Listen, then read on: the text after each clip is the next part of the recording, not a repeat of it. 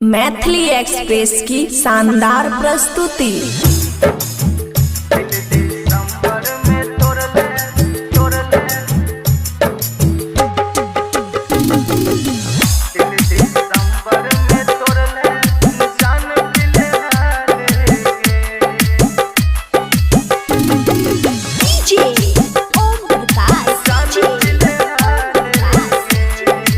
खुशी recording studio बलुआहा के नाम नहीं बैगे पगली अबर नया साल गे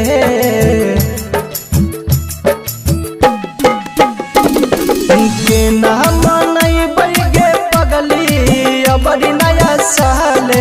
गे दिल दिसंबर में तोड़ले जान फिलहाल गे दिल दिसंबर में तोड़ले जान फिलहाल गे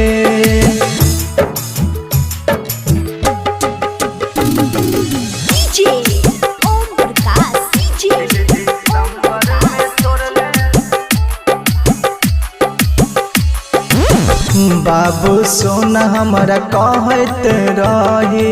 हे रात भर फोना बाप बिजी रहत रही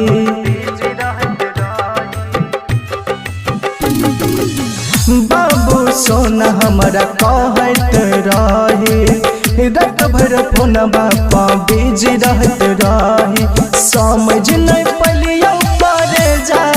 असल तोहर चाल गे दिल दिसंबर में तोड़ले जान फिलहाल गे दिल दिसंबर में तोड़ले जान फिलहाल गे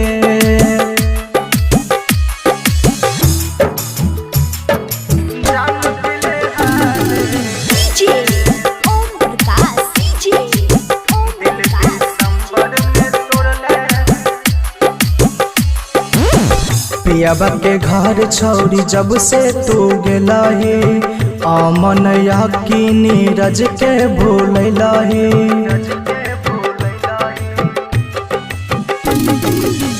पियाबा के घर छौरी जब से तू गेलही अमन यकीन नीरज के भूलही हमर जीता के जिंदगी करे जाया फत में डले डाले गे दिल दिसंबर में तोड़ले जान फिलहाल गे दिल दिसंबर में तोड़ले जान फिलहाल गे। खुशी रिकॉर्डिंग स्टूडियो बलुआहा।